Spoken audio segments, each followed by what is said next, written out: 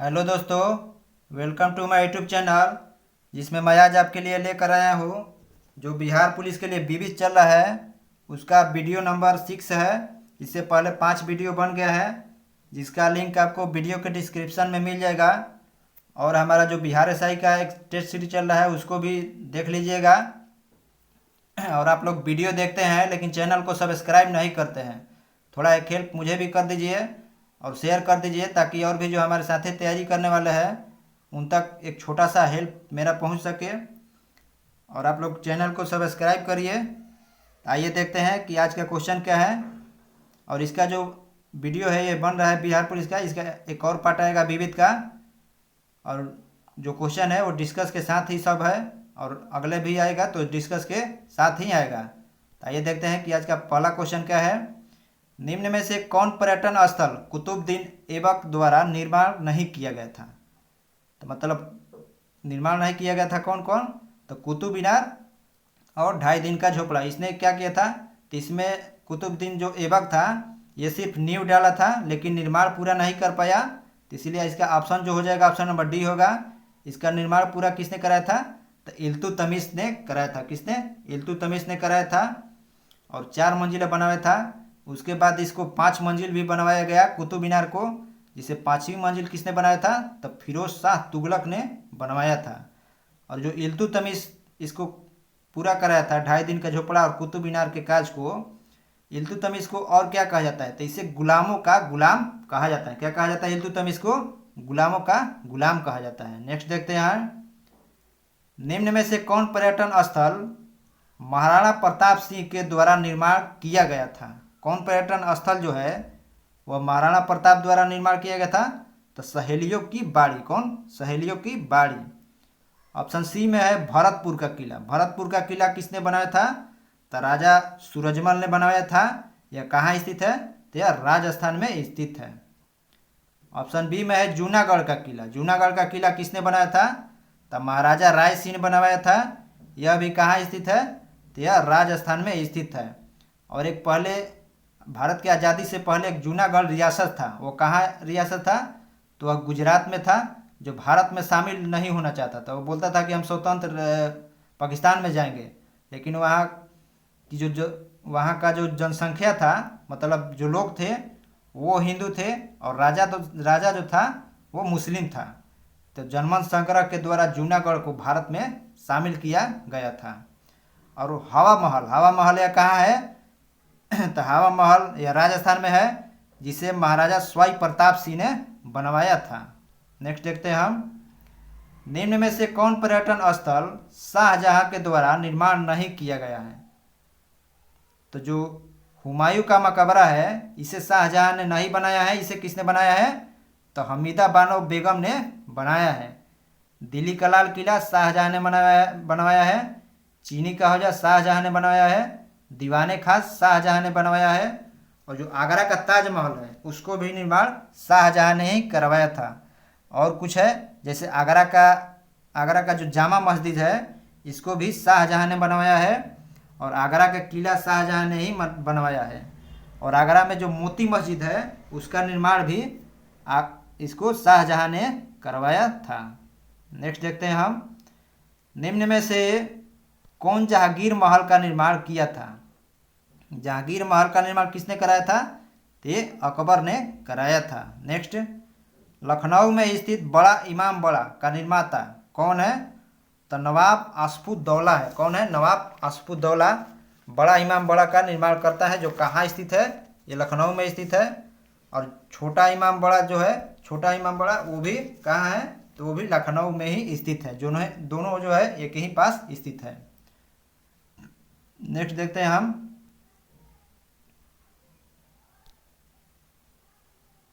निम्न में से कौन पर्यटन स्थल औरंगजेब द्वारा निर्माण किया गया था?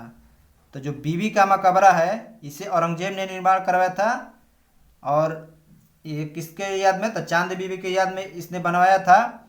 और इसे आपको जो आगरा का ताजमहल है इसको आगरा के ताजमहल का फूहड़ नकल मतलब 2 कॉपी बोला जाता है।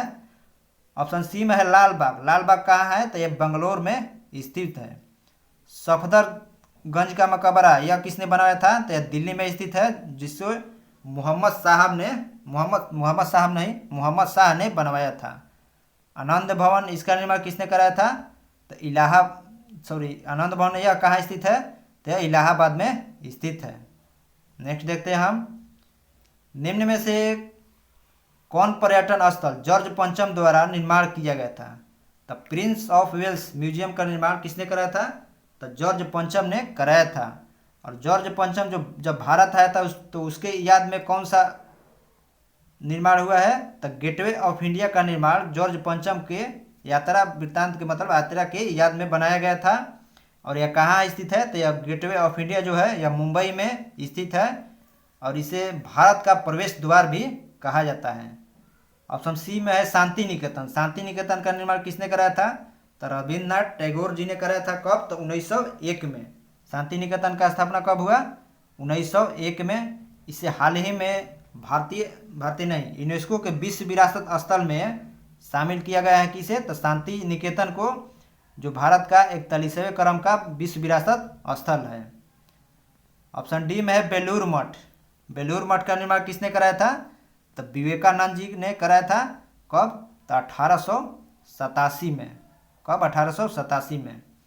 और जो विश्व धर्म सम्मेलन 1893 में हुआ था, उसमें किसने भाग लिया था? तो स्वामी विवेकानंद जी ने भारत की ओर से भाग लिए थे। और इन्हीं के जन्म पर 12 जनवरी को जो युवा दिवस मनाया जाता है, स्वामी विवेकानंद के जन्म पर ही मनाया जाता है। नेक्स्ट देखते हैं हम, निम्न में से किस पर्यटन स्थल का निर्माण नरसिंह देव प्रथम द्वारा किया गया था? तो नरसिंह देव प्रथम ने किसका निर्माण कराया था? तो कोणार्क मंदिर का। कोणार्क मंदिर कहाँ स्थित है? तो यह आपको जो पुरी, उड़ीसा का पुरी है, वहाँ से लगभग 50 किलोमीटर की दूरी पर यह कोणार्क मंदिर है, यह सूर्य भगवान का मंदिर है। और इसे एक और नाम से जाना जाता है, इसे ब्लैक पैगोडा के नाम से जाना जाता है। जगन्नाथ मंदिर यह कहाँ है? तो यह भी पुरी में है। ये पुरी जगन्नाथ मंदिर और कोणार्क मंदिर, ये दोनों मंदिर के बीच की दूरी लगभग 50 किलोमीटर है। और जगन्नाथ मंदिर का निर्माण किसने कराया था? तो इसका निर्माण अनंत बर्मन चोडगम ने कराया था। 64 जोगिनी मंदिर, इसका निर्माण किसने कराया था? तो देवपाल ने कराया था, जो कलचुरी वंश से संबंधित है। ऑप्शन डी में है दिलवाड़ा का जैन मंदिर। दिलवाड़ा का जैन मंदिर ये कहाँ स्थित है? तो यह राजस्थान के माउंट आबू पर्वत पर स्थित है, जिसको चालुक्य वंश के शासकों ने निर्माण करवाया था। नेक्स्ट, निम्न में से विष्णुपद मंदिर का निर्माणकर्ता कौन है? विष्णुपद मंदिर का निर्माणकर्ता कौन है? तो रानी अहिल्याबाई है। कौन? रानी अहिल्याबाई है। कुली कुतुब शाह, इसने किसका निर्माण कराया था? तो जो हैदराबाद का चार मीनार है, इसे कुली कुतुब शाह ने ही निर्माण कराया था। नेक्स्ट, निम्नलिखित में से खिड़की मस्जिद का निर्माणकर्ता कौन है? तो खिड़की मस्जिद का निर्माणकर्ता कौन है? तो गयासुद्दीन तुगलक है। महाराजा रणजीत सिंह ये कौन थे? तो सिख धर्म के राजा थे, जिनकी राजधानी कहाँ थी? तो लाहौर इनकी राजधानी थी। नेक्स्ट देखते हैं, निम्न में से किस पर्यटन स्थल का निर्माण बिरला परिवार द्वारा किया गया है? तो लक्ष्मी नारायण मंदिर का निर्माण बिरला परिवार द्वारा किया गया है। अंकोरवाट मंदिर कहाँ है? तो यह कंबोडिया में स्थित है। यह विष्णु भगवान का मंदिर है, जिसे किसने निर्माण कराया है? तो सूर्यवर्मन द्वितीय ने निर्माण कराया है। किसने? सूर्यवर्मन द्वितीय ने आपको निर्माण कराया है इसका, अंकोरवाट मंदिर का। ये तो सभी जानते हैं, लेकिन अगर क्वेश्चन पूछ देगा कि जो विश्व का सबसे बड़ा मंदिर अंकोरवाट मंदिर कंबोडिया में स्थित है, इसे तो सूर्यवर्मन द्वितीय ने बनवाया है। लेकिन जो सूर्यवर्मन द्वितीय है, यह किस वंश से संबंधित है? तो यह खामेर वंश से संबंधित है। किससे? खामेर वंश से संबंधित है। और हरमंदिर साहिब इसको रामदास ने बनाया था। जो अमृतसर का जो जलाशय में स्वर्ण मंदिर स्थित है, उसी को हरमंदिर साहिब बोला जाता है। नेक्स्ट देखते हैं हम, नेक्स्ट है कि यूनेस्को में शामिल होने का वर्ष सुमेलित कौन नहीं है? मतलब ये स्थल दिया है और इस यूनेस्को में शामिल वर्ष दिया है, तो इसमें पूछ रहा है कि कौन सुमेलित नहीं है। तो लाल किला कब हुआ? 2007 में। भीमबेटका 2003 में, जंतर मंतर जयपुर 2010 में, कंचनजंगा 2015 दिया है जो गलत दिया है, क्योंकि कंचनजंगा 2016 में शामिल हुआ था। कब? 2016 में शामिल हुआ था। और लाल किला ये दिल्ली में है, भीमबेटका मध्य प्रदेश, जंतर मंतर जयपुर राजस्थान और कंचनजंगा सिक्किम में स्थित है। और जो यूनेस्को में शामिल किया जाता है, तो यूनेस्को जो संस्था है उसकी स्थापना कब हुआ था? तो यूनेस्को की स्थापना आपको 16 नवंबर 1945 को हुआ था। कब? 16 नवंबर 1945 को यूनेस्को का स्थापना हुआ था। और इसमें कितने देश शामिल है? तो इसमें 195 देश शामिल है। और इसके वर्तमान अध्यक्ष कौन है? तो आंद्रे अजोले इसके अध्यक्ष हैं। और यूनेस्को का जो मुख्यालय है वो कहाँ स्थित है? तो पेरिस फ्रांस में स्थित है। नेक्स्ट देखते हैं हम, यूनेस्को सूची में शामिल होने वाले वर्ष में कौन सुमेलित नहीं है? इसमें भी छांटना है कि कौन सुमेलित नहीं है। तो नालंदा विश्वविद्यालय कहाँ स्थित है? तो बिहार में है, 2016 में हुआ था। रानी की बाग नहीं, रानी का बाग होगा, जो गुजरात में स्थित है, 2014 में शामिल हुआ।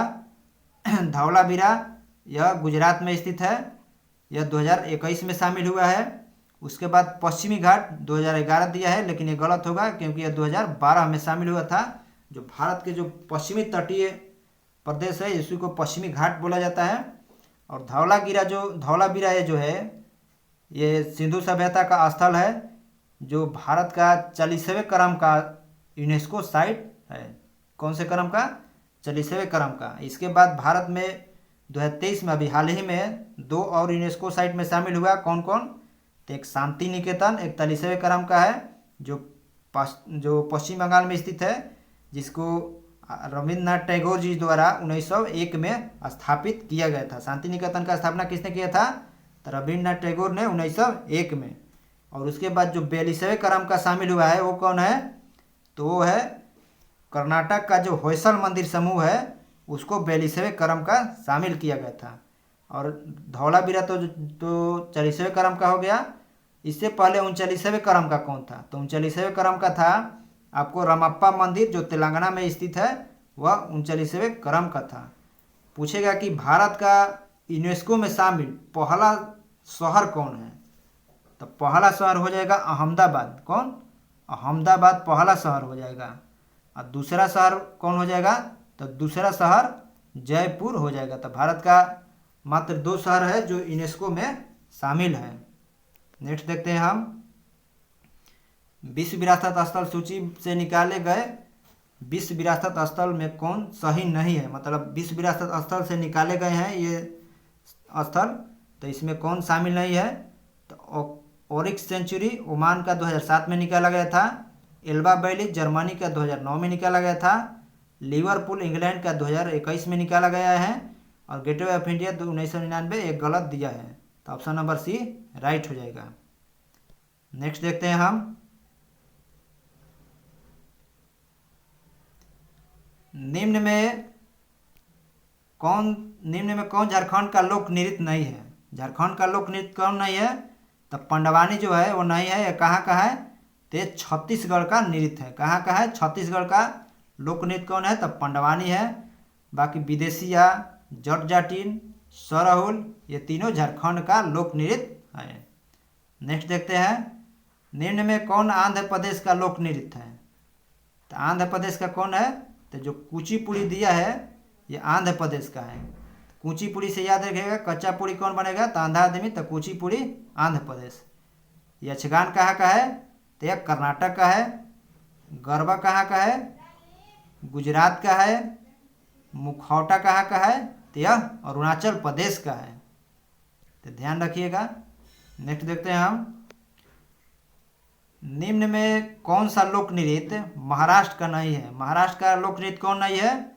तो महाराष्ट्र का लावड़ी है, तमाशा है, पुवाड़ा है, ये तीनों महाराष्ट्र का है। लेकिन ये युद्ध जो नृत्य है यह आपको है कहाँ का? अरुणाचल प्रदेश का है। कहाँ का है? अरुणाचल प्रदेश का युद्ध नृत्य है। युद्ध नृत्य और मुखौटा और युद्ध नृत्य यह कहाँ का है? तो अरुणाचल प्रदेश का है। नेक्स्ट देखते हैं, निम्न में से कौन सा नृत्य पुरुषों द्वारा किया जाता है? तो जो भांगड़ा नृत्य है वो पुरुषों द्वारा किया जाता है। जो कहाँ का है? तो यह पंजाब का है। कहाँ का है? पंजाब का। ऑप्शन ए में है टिपानी। टिपानी कहाँ का है? तो यह गुजरात का नृत्य है। गरबा ये भी गुजरात का है। और डांडिया भी एक है, वो भी गुजरात का है। घूमर, घूमर कहाँ का है? तो घूमर राजस्थान का है। कहाँ का है? घूमर राजस्थान का। नेक्स्ट देखते हैं हम, निम्नलिखित में से, यहाँ पर सुख दिया है लेकिन यहाँ पर सुख नहीं होगा, यहाँ पर शेख होगा। निम्नलिखित में से शेख मुजीबुर रहमान का उपनाम क्या है? शेख मुजीबुर रहमान ये कहाँ के हैं? तो ये बांग्लादेश के थे। इनका उपनाम क्या है? तो इनको बंगबंधु के नाम से जाना जाता है। देश बंधु किसे कहा जाता है? तो चित्तरंजन दास को देश बंधु कहा जाता है। और दीन बंधु किसे कहा जाता है? तो CF एंड्रूज को दीन बंधु कहा जाता है। जननायक किसे कहा जाता है? तो कर्पूरी ठाकुर जी को कहा जाता है, जो बिहार के थे और ये बिहार में 2 बार CM पद पर चुने जा चुके हैं। नेक्स्ट देखते हैं हम, निम्न में से किसका उपनाम राजर्षि के नाम से जाना जाता है? राजर्षि के नाम से किसे जाना जाता है? ते पुरुषोत्तम दास टंडन को राजर्षि के नाम से जाना जाता है। MS गोलवलकर इनका उपनाम क्या है? तो इन्हें गुरु जी कहा जाता है। MS गोलवलकर को क्या कहा जाता है? गुरु जी कहा जाता है। मदन मोहन मालवीय को क्या कहा जाता है? तो इन्हें महामना कहा जाता है। क्या कहा जाता है? महामना। ऑप्शन सी में है चक्रवर्ती राजगोपालाचारी। इन्हें क्या कहा जाता है? तो इन्हें राजा जी कहा जाता है। क्या कहा जाता है? राजा जी चक्रवर्ती राजगोपालाचारी को कहा जाता है। नेक्स्ट देखते हैं हम, निम्न में किसका उपनाम बिहार केसरी है? बिहार केसरी किसका उपनाम है? तो डॉक्टर श्री कृष्ण सिंह का नाम है, जो बिहार के प्रथम CM थे। और ये कब CM बने थे? तो 1937 में बने थे। लाला यहाँ पर रामपत राय किया है, लेकिन यहाँ पर लाला लाजपत राय होगा। तो लाला लाजपत राय ये इन्हें किस नाम से जाना जाता है? तो इन्हें पंजाब केसरी कहा जाता है। क्या? पंजाब केसरी। टी प्रकाशम इन्हें क्या कहा जाता है? तो इन्हें आंध्र केसरी कहा जाता है। टी प्रकाशम को आंध्र केसरी, आशुतोष मुखर्जी को क्या कहा जाता है? तो इन्हें बंगाल केसरी कहा जाता है। आशुतोष मुखर्जी को बंगाल केसरी कहा जाता है। नेक्स्ट देखते हैं हम, निम्न में से किसका उपनाम सुपर कैट है? किसका उपनाम सुपर कैट है? तो सुपर कैट के नाम से किसे जाना जाता है? तो क्लाइव लॉयड को जाना जाता है सुपर कैट के नाम से। काजी नजरुल इस्लाम इन्हें किस नाम से जाना जाता है? तो इन्हें विद्रोही कवि कहा जाता है। क्या? इन्हें विद्रोही कवि कहा जाता है काजी नजरुल इस्लाम को। अनुग्रह नारायण सिंह इन्हें क्या कहा जाता है? तो इन्हें बिहार विभूति कहा जाता है। क्या? बिहार विभूति किसे कहा जाता है? तो अनुग्रह नारायण जी को कहा जाता है।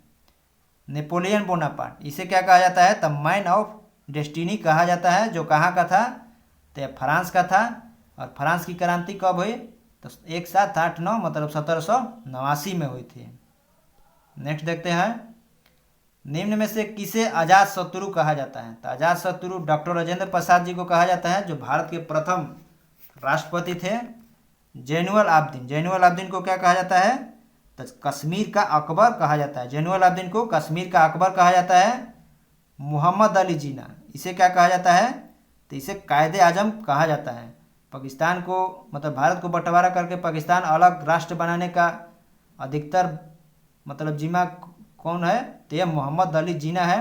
ये पाकिस्तान को अलग राष्ट्र बनाया, लेकिन फिर भी इसका वहाँ पर कोई इज्जत नहीं है, क्योंकि इसका जो वहाँ पर सबसे बड़ी मूर्ति था, इसको वहाँ के लोगों ने भसा दिया है।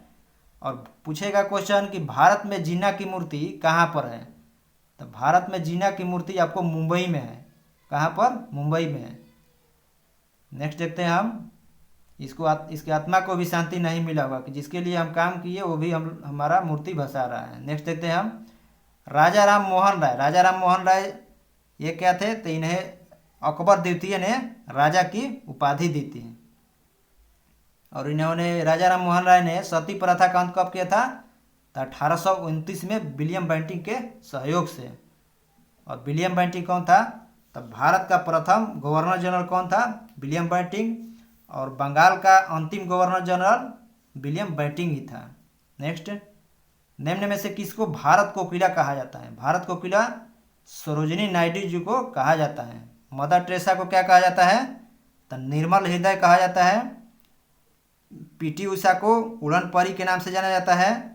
लता मंगेशकर जी को स्वर कोकिला कहा जाता है। इन्हीं के सम्मान में लता मंगेशकर पुरस्कार जो है इसकी शुरुआत की गई है।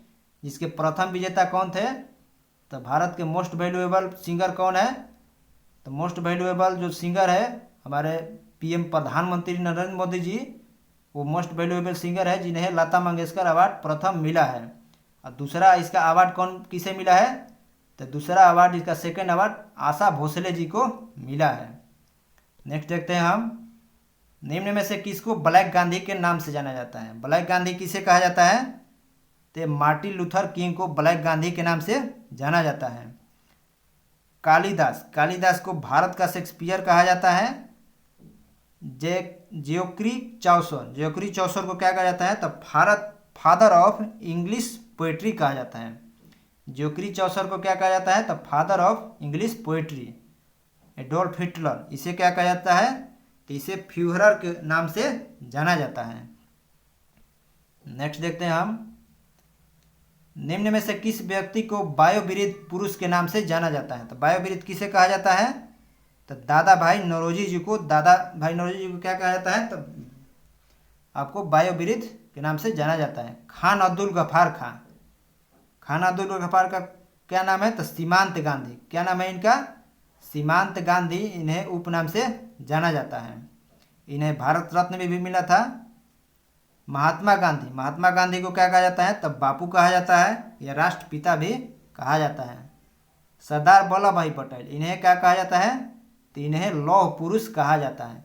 और सरदार वल्लभ भाई पटेल की जो सबसे ऊंची मूर्ति है, विश्व की सबसे ऊंची मूर्ति बनी है, कितना मीटर ऊंचाई है इसका? तो 182 मीटर ऊंचाई है। जो कहाँ स्थित है? तो गुजरात के नवसारी जिला में नर्मदा नदी के तट पर स्थित है। तो ये भी ध्यान रखिएगा। और जो दादा भाई नौरोजी है, इन्होंने दादा भाई नौरोजी इन्हें भारत का क्या कहा जाता है? तो बायोवीरित पुरुष कहा जाता है। नेक्स्ट, नोबेल पुरस्कार मिलने वाले भारतीयों में कौन सुमेलित नहीं है? मतलब भारतीय को नोबेल पुरस्कार मिला है तो इसमें कौन सुमेलित नहीं है? तो आइए उसको देखते हैं हम लोग। डॉक्टर सीवी रमन को भौतिकी में मिला है। और इन्हें भौतिकी में कब मिला है? तो 1930 में भौतिकी में इनको नोबेल पुरस्कार मिला है। मदर टेरेसा को शांति में मिला है। और इन्हें कब मिला है? तो इन्हें मिला है आपको 2014 में। कब मिला है? मदर टेरेसा को 2014 नहीं, 1979 में मिला है। कब? 1979 में। कैलाश सत्यार्थी को कब मिला है? तो इन्हें मिला है 2014 में। कब? 2014 में कैलाश सत्यार्थी जी को मिला है नोबेल अवार्ड। अमर्त्य सेन इन्हें साहित्य में नहीं मिला है। इन्हें मिला है अर्थशास्त्र में अमर्त्य सेन जी को।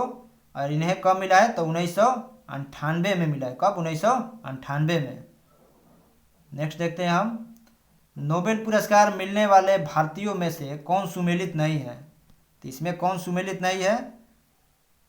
तो हरगोविंद खुराना को चिकित्सा में 1968 में मिला था। BS नयपाल को साहित्य में 2001 में मिला था। वेंकट रामकृष्णन को रसायन में 2009 में मिला था। S चंद्रशेखर को अर्थशास्त्र में नहीं, इन्हें किस में मिला है? तो इन्हें फिजिक्स में मिला है। और कब? तो 1983 में। कब? 1983 में इन्हें मिला है। और भी कुछ भारतीय हैं जिन्हें नोबेल पुरस्कार मिला है। एक रविन्द्रनाथ टैगोर जी है जिन्हें 1913 में मिला था और साहित्य में मिला था उनको। और एक अभिजीत बनर्जी जी है जिन्हें 2019 में अर्थशास्त्र में मिला है। और इसका जो भारतीय जो नोबेल पुरस्कार विजेता हैं उनका एक शॉर्ट वीडियो मैं आपको चैनल पर डाल दूंगा, उसको भी देख लीजिएगा। कल या परसों वो भी लगभग आ जाएगा। तो आइए नेक्स्ट देखते हैं, नोबेल पुरस्कार कितने क्षेत्रों में दिया जाता है? तो नोबेल जो पुरस्कार है ये 6 क्षेत्रों में दिया जाता है, जिसमें 1900 और नोबेल पुरस्कार की शुरुआत कब हुई थी? तो 1901 में शुरुआत हुई थी। तब सिर्फ 5 क्षेत्रों में दिया जाता था। कितने? 5 क्षेत्रों में दिया जाता था 1901 में। लेकिन 1969 1969 में एक और नोबेल क्षेत्र की शुरुआत हुई थी, किसकी?